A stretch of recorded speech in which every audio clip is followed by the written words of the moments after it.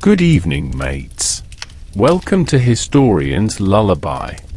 In the dark forests of Europe, where the wind moved through the trees like a whisper, people once believed that men could shed their skins and take the form of wolves. They called them werewolves, creatures neither fully man nor fully beast, cursed to prowl by night, hungry for blood and flesh. To hear a howl on the edge of the village was to wonder if it came from an animal, or from a neighbor who had walked too far into forbidden paths. The legend is older than memory. The Greeks told of King Lycaon of Arcadia, punished by Zeus for his cruelty and his taste for human flesh, turned into a wolf so that his soul might wear on the outside what already lived within. The Romans whispered of men who wandered into the mountains and returned changed, cursed by strange rituals to stalk the night on four legs. Even in these earliest tales, the werewolf was not simply a monster. It was a reflection, a warning of the wildness that lurked inside the human heart. Centuries later, as Europe shivered through famine, war, and plague, belief in werewolves spread like fire. Trials were held, confessions tortured out of men and women who admitted to wearing wolf skins, to feasting on children, to running with the devil himself. To villagers, these stories were not myths but proof that danger walked among them. Tonight, we follow those howls through history.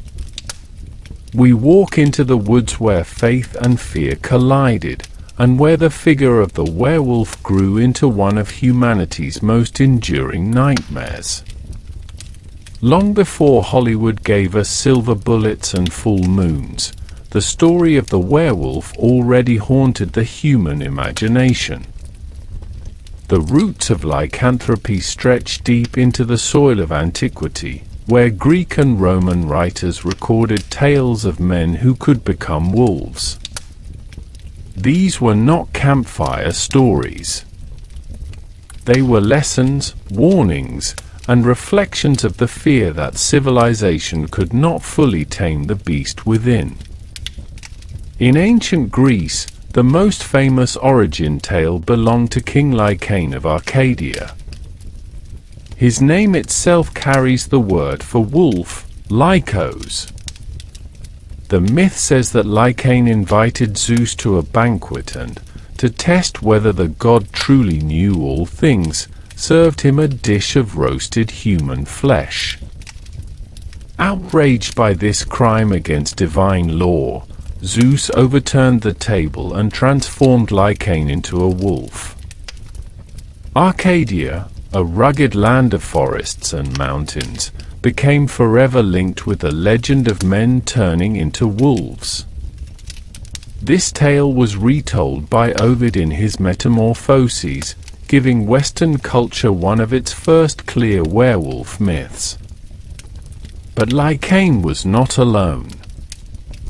Arcadian folklore described secret rituals at Mount Lycaon, where men who ate the flesh of sacrificed animals mixed with human organs could be cursed to become wolves for 9 years.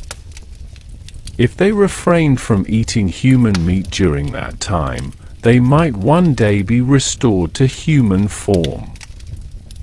If not, they remained wolves forever.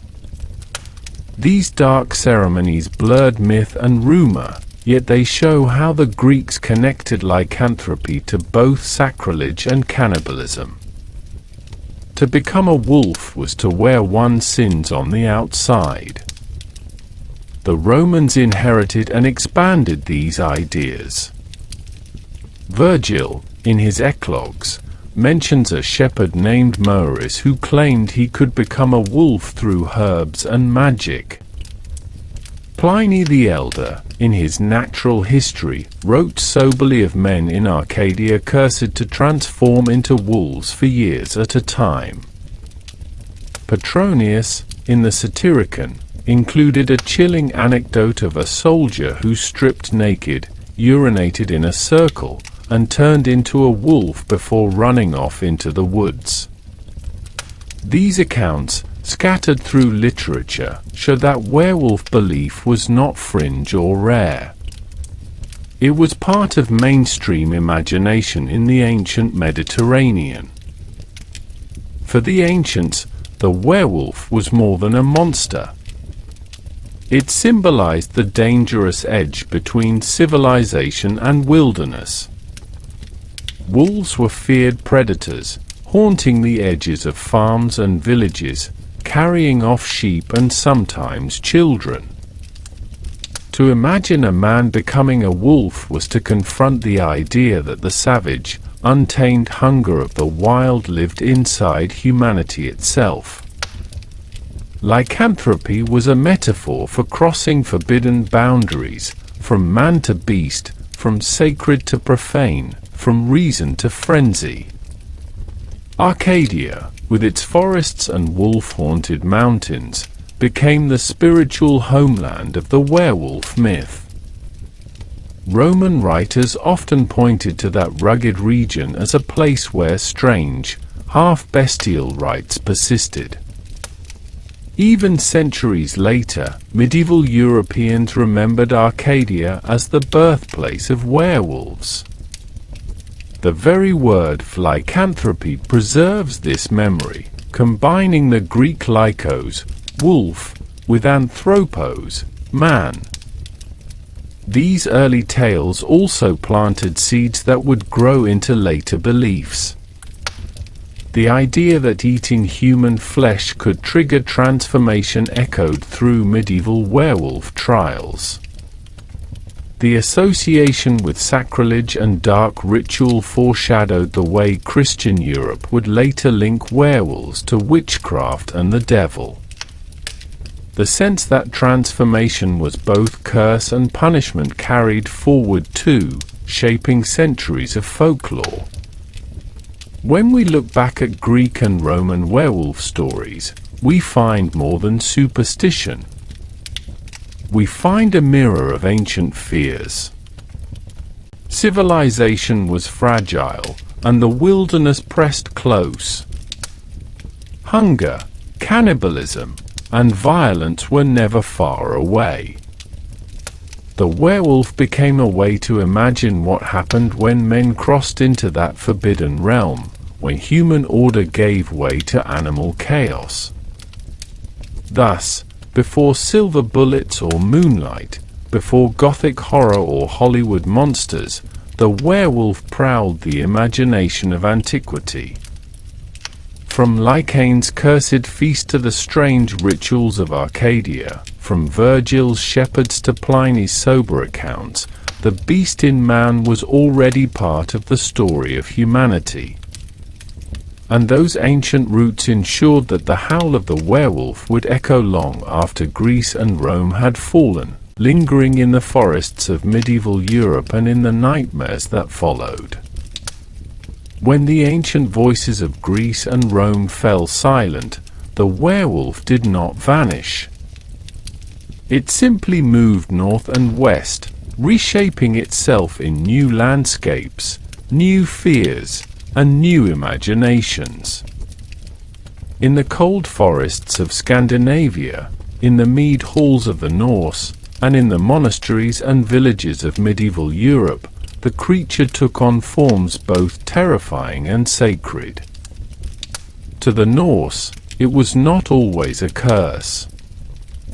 Sometimes, becoming a wolf was power. To Christian Europe, however, the werewolf was sin-made flesh, a servant of the devil. The Norse sagas tell of the ulfhednar, warriors who wrapped themselves in wolf skins before battle. Like their cousins the berserkers, who fought in the fury of the bear, the wolf warriors were said to channel the spirit of the animal. They howled as they fought, their eyes wild, their strength beyond the natural. In this state they were unstoppable, striking fear into enemies who believed they faced not men but beasts. One tale from the saga of the Volsungs describes two brothers who discovered wolf pelts in a forest. When they donned the skins, they found themselves transformed, consumed by wolfish rage, prowling the woods to kill. The curse could only be broken after a time, but the experience was seared into the saga as a warning of how thin the line between man and beast could be. To the Norse, wolves were not only predators but sacred symbols. Odin himself was flanked by two wolves, Geri and Freki, and Ragnarok, the world's end, would be heralded by the monstrous wolf Fenrir. To take on wolfish traits was both terrifying and awe-inspiring, a way of channeling cosmic forces.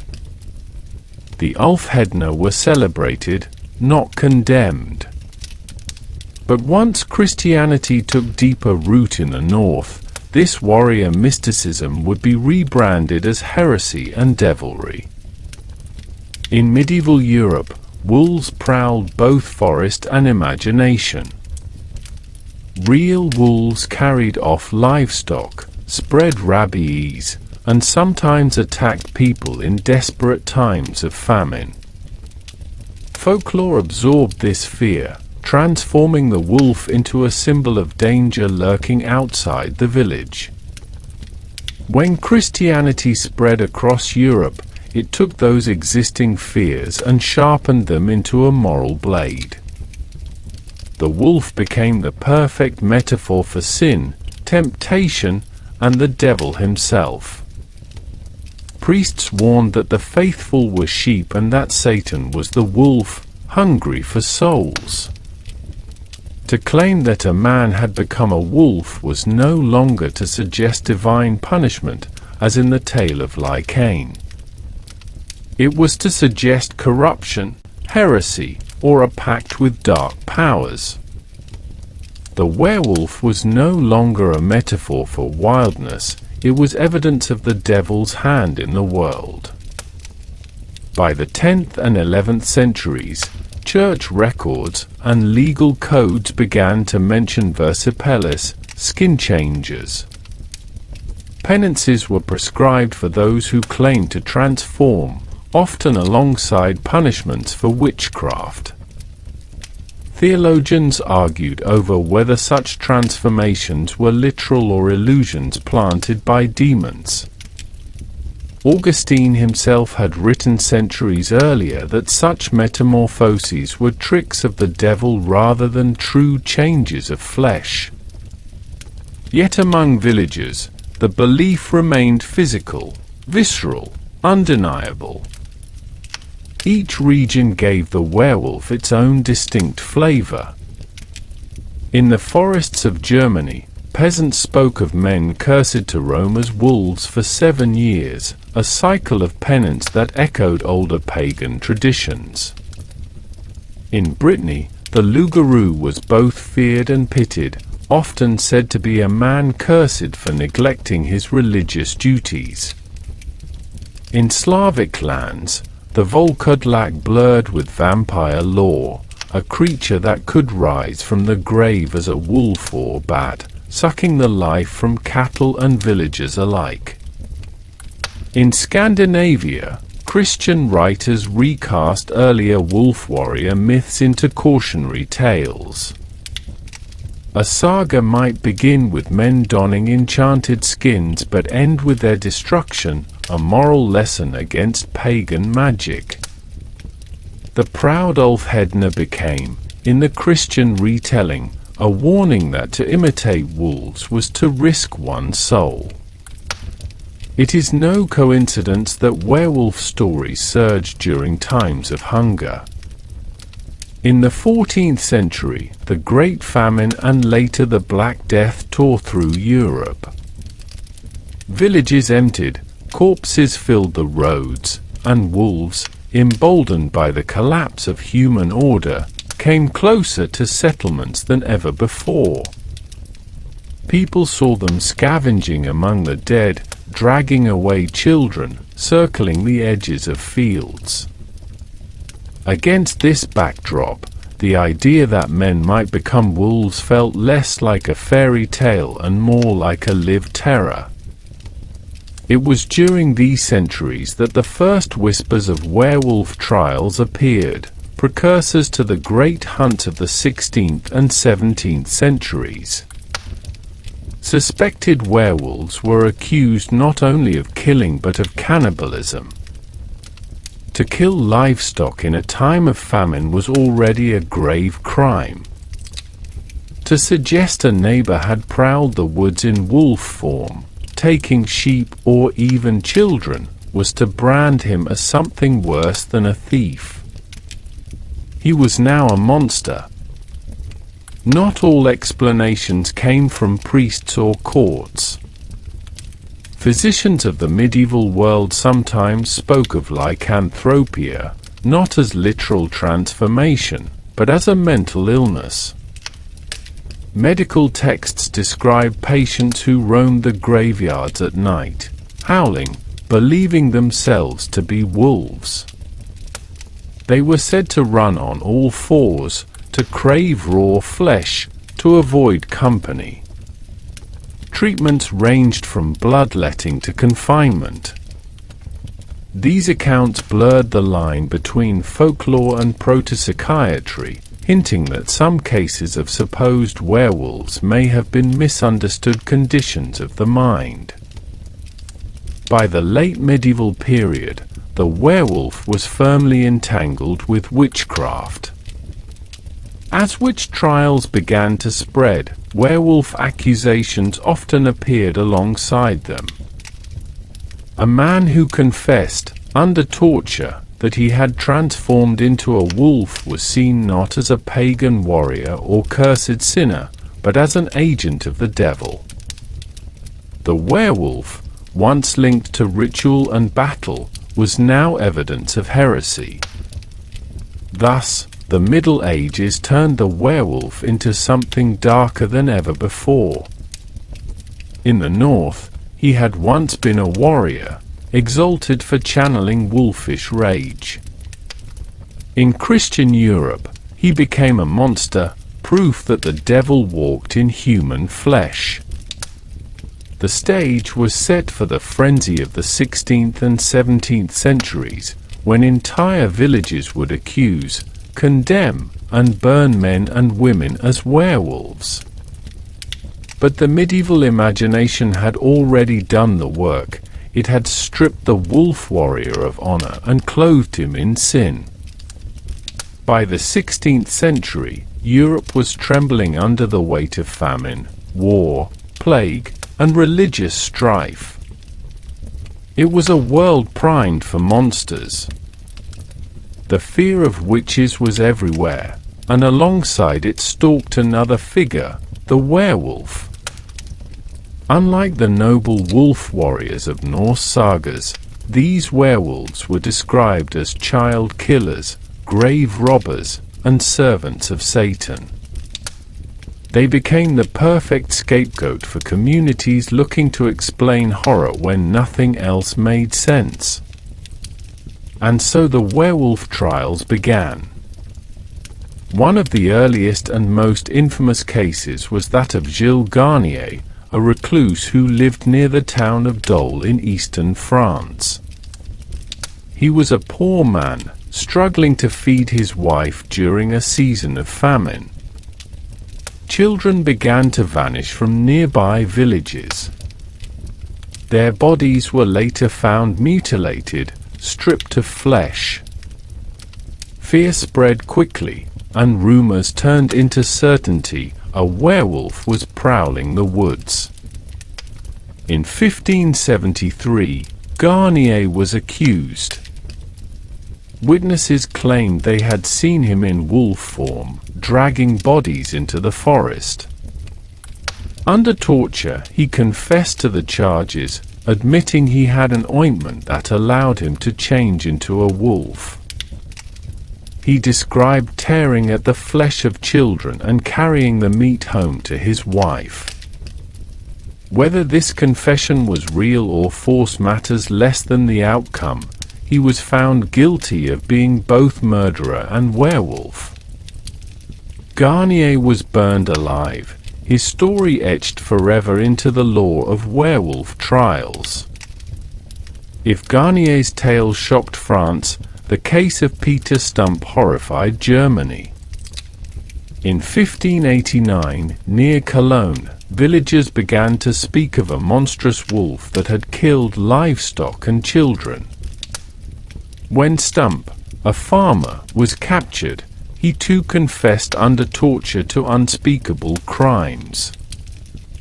He claimed he had made a pact with the devil, who gave him a magical belt that allowed him to transform into a wolf. In that form, he said, he slaughtered sheep and humans alike. The charges against him were staggering. He was accused of murdering and eating at least 13 children, of incest, and even of killing his own son. His execution was staged as a public spectacle.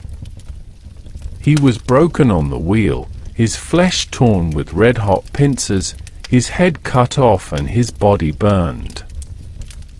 His daughter and mistress were executed alongside him. The people of Bedburg believed they had purged a monster from their midst, yet the story spread across Europe as one of the most grotesque examples of werewolf terror. In 1598, Jacques Roulette, a destitute beggar in France, was accused of attacking children in the countryside. Villagers claimed to have seen a wolf and then found Roulette half-naked and blooded nearby.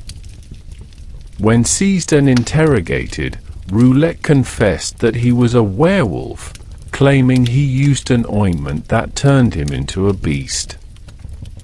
He admitted to tearing at the flesh of children and devouring them. Yet Roulette's story ended differently. Instead of execution, he was deemed insane and confined to an asylum. His case reveals another thread in the werewolf trials, the blending of folklore with the earliest stirrings of psychiatric interpretation. To some, he was a murderer. To others, he was a madman. Either way, the charge of lycanthropy placed him beyond ordinary humanity. These were not isolated cases. In 16th and 17th century France, Germany, and Switzerland, dozens of men and women were accused of being werewolves. Some were believed to roam the countryside in packs, their hunts fueled by ointments, charms, or pacts with Satan. Others were said to carry wolf skins or magical belts, tokens of their transformation. Torture produced confessions filled with grisly details, child murders, cannibalistic feasts, orgies in the forest. Werewolf trials followed the same grim pattern as witch trials. Communities under stresses like famine, war, and religious conflict turned suspicion on outsiders, the poor, the reclusive, the different. Once accused, the victim's fate was nearly sealed. Confessions wrung from agony were accepted as truth, and executions were staged as public warnings. What made werewolf cases distinct was the vividness of the transformation myth. The idea that men could slip into wolf form captured the imagination in ways witchcraft alone did not. It was both thrilling and terrifying to imagine a neighbor crouching by the hearth one night and prowling the woods as a beast the next. The height of the werewolf trials coincided with Europe's harshest years. The Little Ice Age brought bitter winters and poor harvests. Famine gnawed at villages, and wolves, hungry and bold, came closer to human settlements. It is no wonder that stories of men joining them, becoming them, took root. Add to this the religious wars of the Reformation, which sharpened fears of heresy and Satan, and you have the perfect soil for werewolf panic. The authorities used these trials to assert control. Just as witches were said to corrupt faith, werewolves were said to corrupt the body. Both were enemies of Christian order, to be rooted out with fire and steel. To condemn a werewolf was to draw a line between the human and the monstrous, to reassure villagers that evil had a face and that it could be destroyed. By the late 17th century, the frenzy began to fade. Skeptical voices rose among scholars and physicians. They argued that lycanthropy was madness, not metamorphosis. Confessions made under torture were increasingly questioned. The Enlightenment brought reason into the courtroom, and with it the end of the great werewolf trials. But the memory lingered. The tales of Garnier, Stump, and Roulette remained etched in pamphlets, sermons, and folklore. They became cautionary legends, reminders of a time when the line between man and beast seemed perilously thin, and when fear could turn suspicion into flames. When the fires of the witch and werewolf trials began to die down in Western Europe, another shadow stirred further east. In the Slavic lands, stretching from the Carpathians to the Balkans, wolves had long been symbols of dread and reverence. Here, the figure of the werewolf did not simply hunt the living. It sometimes rose from the grave, a creature tied to the same darkness that produced vampires. To the villagers of these regions, the line between wolf, ghost, and bloodsucker was blurry, and the names they gave these beings reveal just how entangled the myths had become. In Slavic folklore, one of the most feared figures was the volkodlak. The name itself means wolf's hair or wolf's coat. Depending on the region, it described either a man cursed to roam as a wolf or a revenant who rose from the dead in wolfish form. Unlike the werewolves of France or Germany, the volkodlak was not always alive. It could be an undead predator, feeding not only on flesh but on blood, like the vampire. The stories varied. In some villages, the volkodlak was said to stalk the countryside, attacking livestock, its howls echoing across the mountains. In others, it slunk into graveyards, feasting on corpses or even dragging the living into open graves. Often it was linked with improper burials, with souls that could not rest. A man who died unbaptized, or who had lived in great sin, might rise again as a wolf vampire, cursed to terrorize his community until destroyed. This blending of vampire and werewolf lore is one of the most striking features of Eastern European belief. In Western Europe, vampires as we think of them today barely existed until the 18th century, when sensational reports began to spread.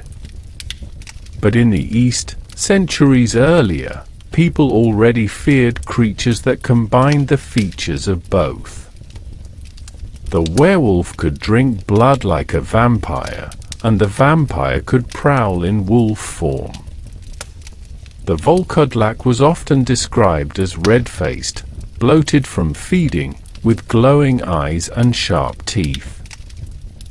In some tales, it left its body behind at night, its soul slipping into the shape of a wolf to hunt. In others, it dug its way out of the grave entirely, taking on a half-human, half-wolf form. When cattle died mysteriously, when children wasted away, when strange marks appeared on the necks of the living, villagers spoke of the wolf dead. The burial ground became central to this belief. Villagers feared not only the wolf in the woods but the wolf in the earth beneath their feet. To guard against the volkodlak, they practiced rituals meant to keep the dead in place. Stakes were driven through corpses, often through the heart, sometimes through the stomach, to pin them down. The body might be decapitated, the head placed between the legs or buried at a crossroads. In some regions, sickles were placed across the throat of the dead so that if the corpse rose, it would cut itself. Werewolves in this context were not simply shapeshifters. They were symbols of corruption, of a soul unable to rest. They embodied both the fear of wolves, ever present in the forests, and the fear of the restless dead, who might return to punish the living. In the Balkans, the fusion of wolf and vampire reached its height.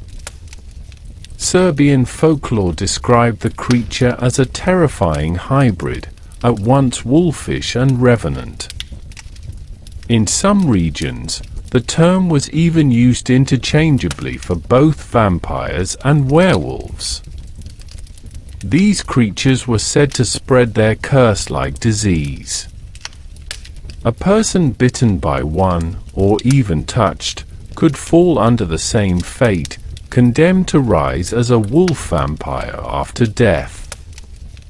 The Balkans were a crossroads of cultures, and stories from Greek, Slavic, and Ottoman traditions all mingled here. Wolves, which prowled the mountains in packs, became natural symbols of invasion, devouring, and contagion.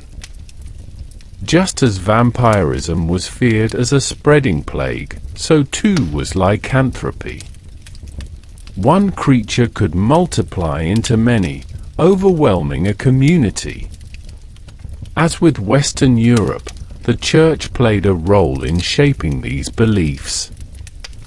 Orthodox priests spoke of the Prikolosai in Romanian folklore, another wolfish revenant who rose to torment the living.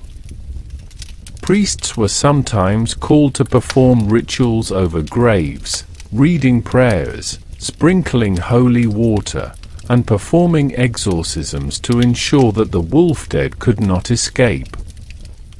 The connection to sin was always present.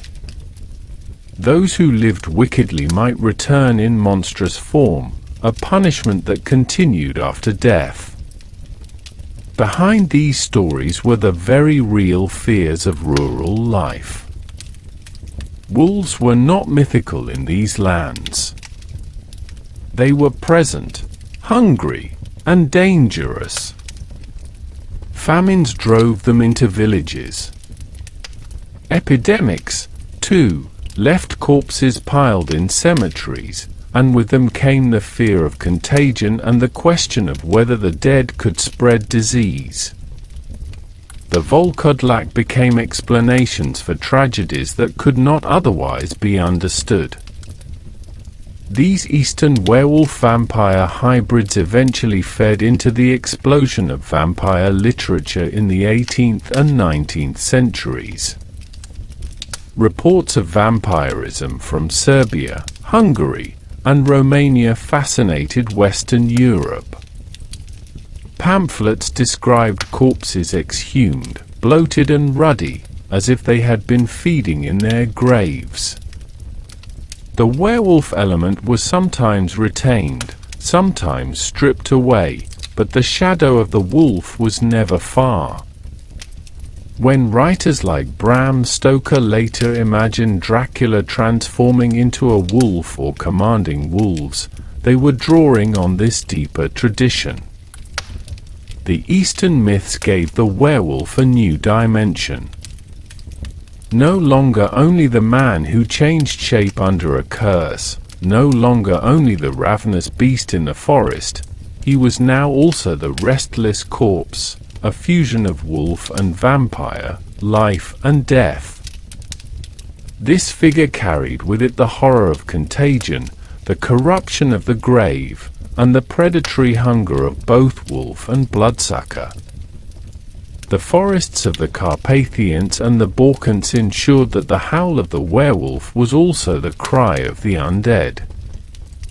It was not only a warning from the dark woods, but from beneath the earth itself. And so the myth survived, reshaped and strengthened, ready to cross into the Enlightenment, where physicians would call it madness, and into Gothic literature, where it would stalk alongside vampires in the imagination of the world. By the dawn of the 18th century, Europe had changed. The pyres that once burned witches and supposed werewolves were going cold. Rationalism, science, and the philosophy of the Enlightenment spread through universities and cities. Yet the werewolf did not vanish. It adapted, slipping from the world of superstition into the world of medicine, and then, with the rise of Romanticism, back into the dark heart of imagination. As physicians and philosophers sought natural explanations for old beliefs, they began to catalogue cases of what they called clinical lycanthropy. Patients in asylums and hospitals sometimes insisted they were wolves, dogs, or other beasts. These individuals would howl at night, crawl on all fours, or crave raw meat. Some even attacked others in frenzied states, their behavior echoing the stories of folkloric werewolves. Medical writers of the time seized on these accounts as proof that werewolf legends were not supernatural at all, but psychological disorders misunderstood by frightened villagers. Physicians like Johann Wehr in the late 16th century had already suggested that witchcraft was delusion rather than pact with Satan. By the 18th century, this approach extended to werewolves. To doctors, lycanthropy became a category of insanity, akin to melancholia or mania. Descriptions from early psychiatric texts are chilling in detail. One French physician wrote of a man who prowled graveyards by night, convinced that he had turned into a wolf. Another case involved a woman who refused to eat cooked food and claimed she sprouted fur atop her skin. To modern eyes these may seem like psychotic episodes, but in the 18th century, they became exhibits in the new argument that monsters lived only in the mind. This shift had consequences. Courts that once condemned accused werewolves to death began, in rare cases, to commit them to asylums instead. The werewolf, at least for educated elites, was no longer a servant of Satan but a patient suffering from delusion.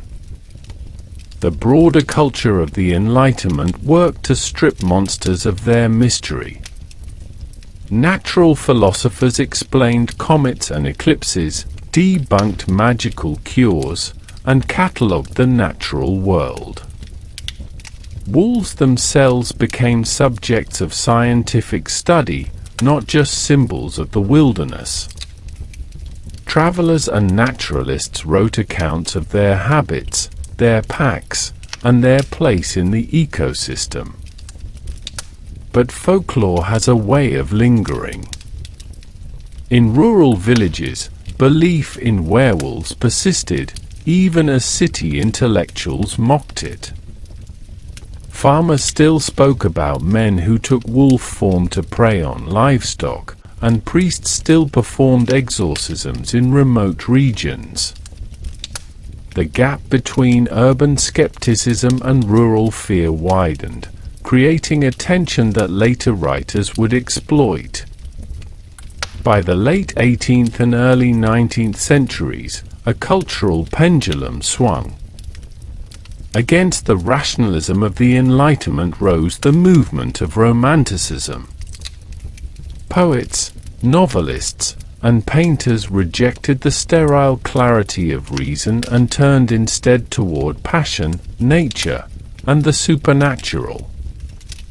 They reveled in the sublime, that mix of beauty and terror found in mountains, storms, and night. It was in this climate that the werewolf, once dismissed as delusion, crept back into the imagination. Romantic writers rediscovered medieval folklore, treating it not as superstition but as a treasure trove of haunting stories. The werewolf became one of their favored symbols. It was no longer a mere village scapegoat but a metaphor for darker truths, the duality of human nature, the pull between civilization and savagery, the desire and dread of transformation. In 1798, German writer Johann Wolfgang von Goethe penned The Bride of Corinth, a poem about a vampiric lover. Though more vampire than wolf, it reflected the romantic hunger for creatures that blurred the line between life and death. Soon, werewolves joined this chorus of monsters. In France, authors like Charles Perrault had already transformed oral tales into literary ones, including Little Red Riding Hood in the late 17th century. Under the romantic lens, that simple story of a wolf devouring a girl and her grandmother became layered with darker meaning. The wolf was not just an animal but a figure of predation, desire, and forbidden appetite, themes that align perfectly with romantic fascination. Germany, steeped in the Brothers Grimm and their collections of folk tales, gave the werewolf particular attention. The Grimms themselves included wolf-centered stories, but romantic writers expanded them, blending folklore with Gothic settings. In these tales, the werewolf embodied the uncontrollable forces lurking inside the human soul. The Gothic novel, which flourished in the 18th and 19th centuries, was fertile ground for the werewolf. Castles, ruins, storms, and family curses all provided the perfect backdrop. In stories like Clemens Hausmann's The Werewolf, published in 1896, the creature was not just a beast but an alluring, dangerous figure, sometimes female, always charged with both horror and strange beauty.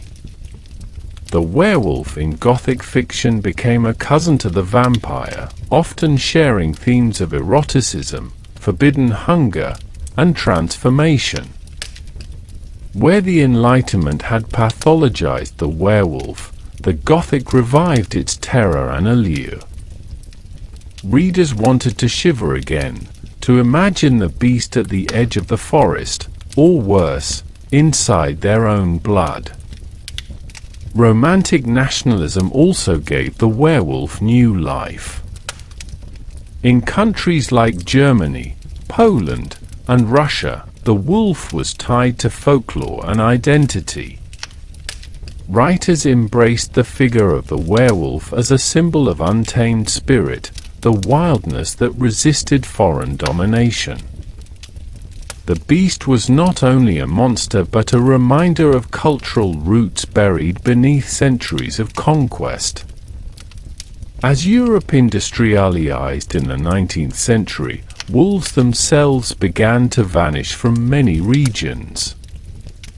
Yet their absence only sharpened their symbolic power.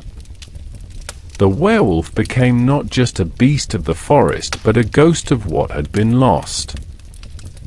For urban readers trapped in factories and crowded streets, stories of howling wolves and cursed transformation stirred both nostalgia and unease.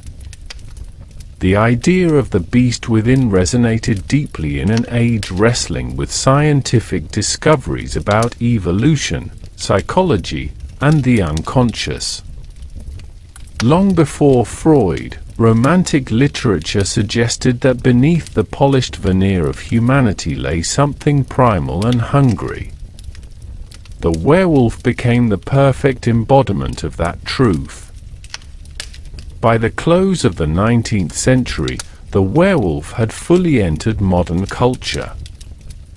It was no longer confined to folklore or trials but lived in literature, theatre, and eventually film.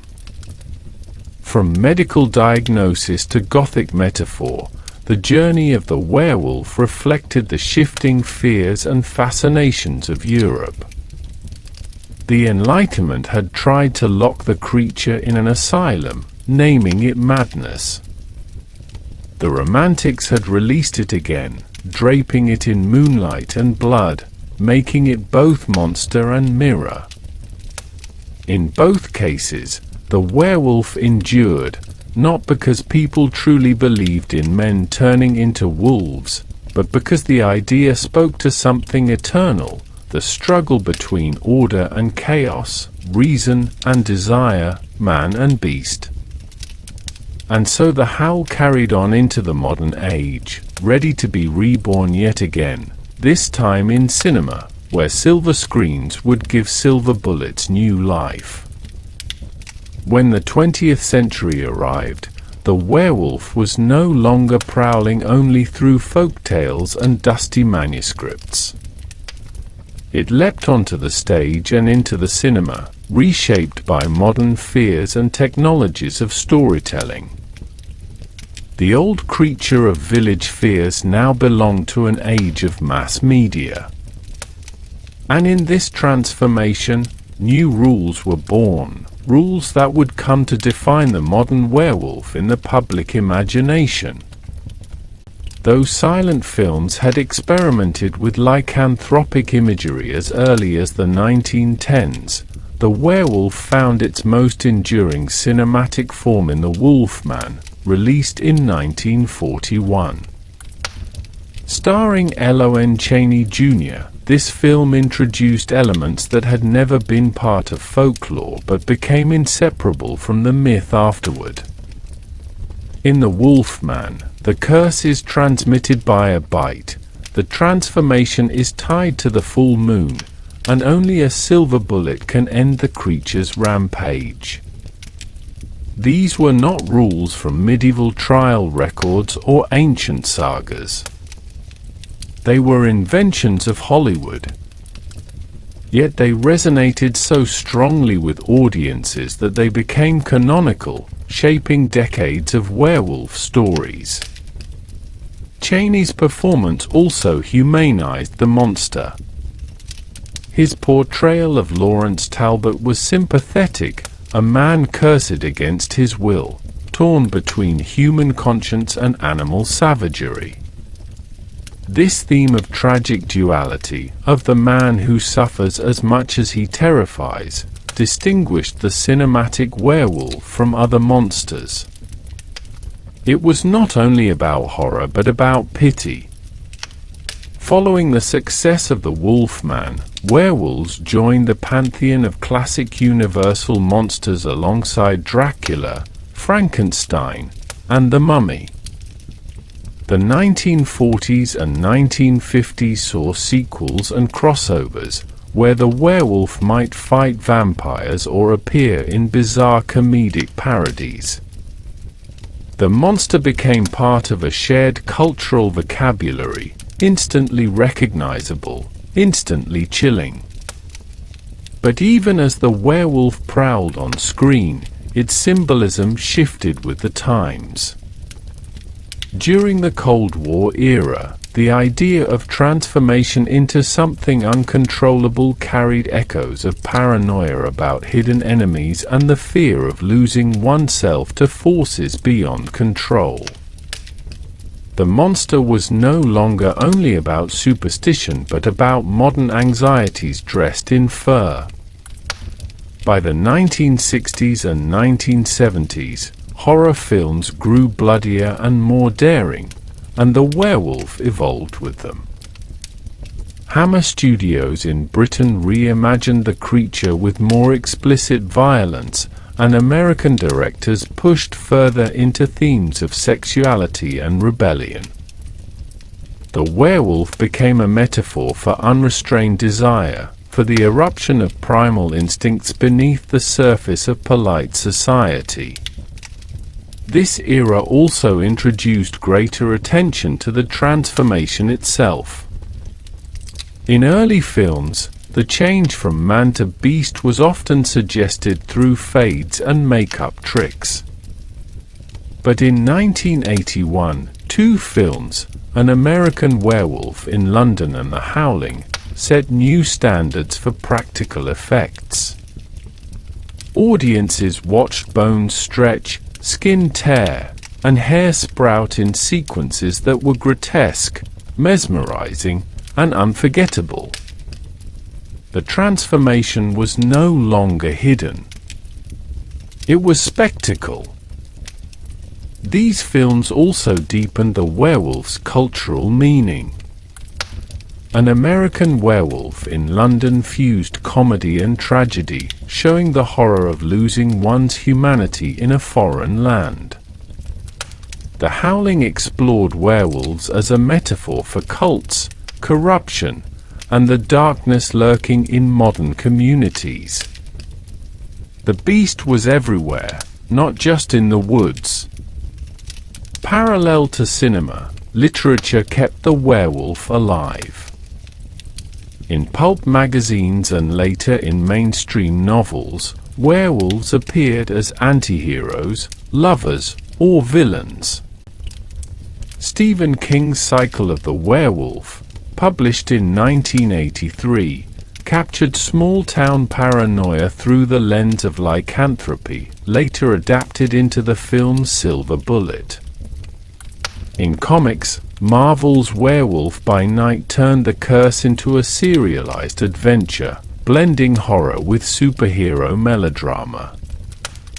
These portrayals reflected the flexibility of the myth. Unlike vampires, who often carried aristocratic or erotic connotations, werewolves embodied raw instinct. They could be tragic or terrifying, romantic or grotesque. They were, above all, unpredictable. By the late 20th century, the werewolf had become a staple of television and cinema. Shows like Dark Shadows and later Buffy the Vampire Slayer brought lycanthropy into serialized storytelling. Films such as Wolf, starring Jack Nicholson, framed the transformation as empowerment rather than curse, linking it to modern questions of identity and power in corporate America. The werewolf also became a figure in youth culture. In the 2000s, franchises like Twilight presented werewolves as romantic rivals to vampires, rugged and passionate, while others like Underworld reframed them as part of epic battles between supernatural clans.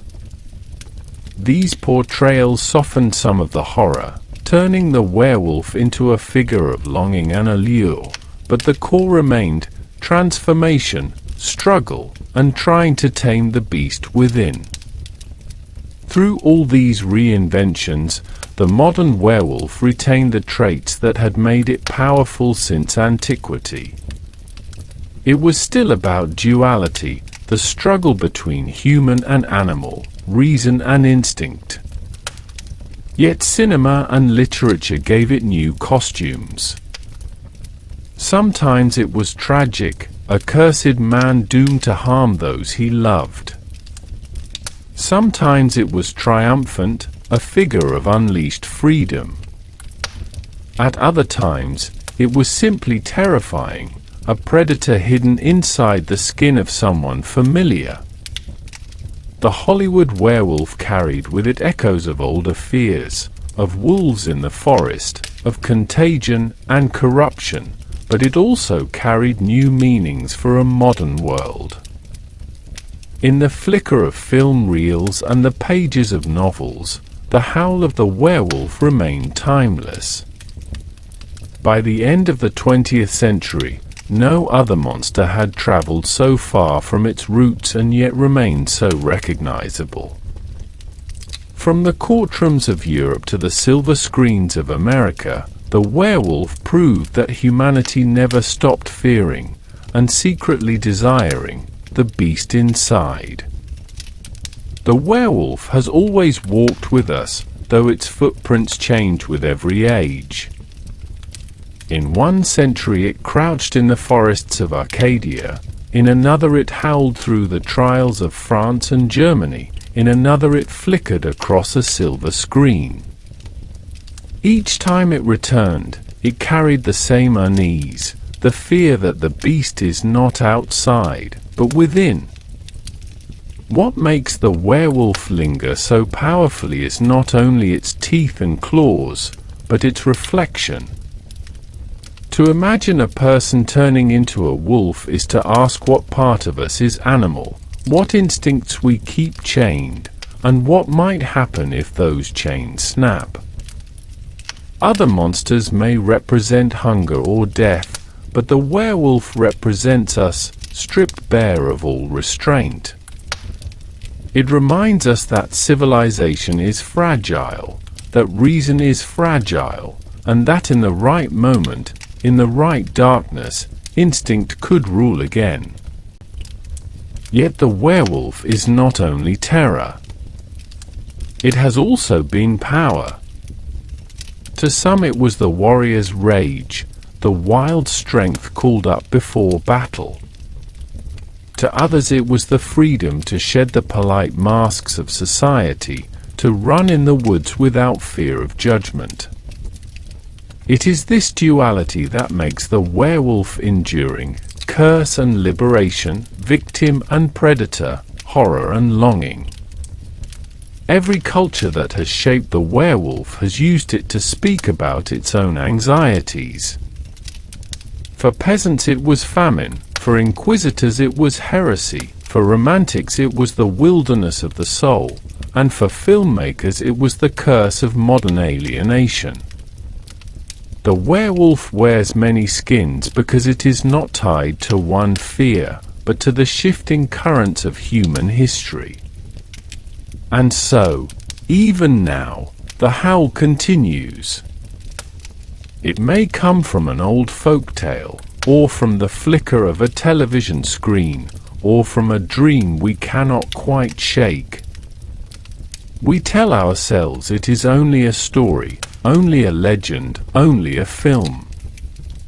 But part of us listens closely, wondering what it would feel like to let go of reason, to taste the night air as a predator, to become what we fear. This is why the werewolf survives, and why it will always return. Because in every age we need a mirror, and sometimes the truest mirror has fangs.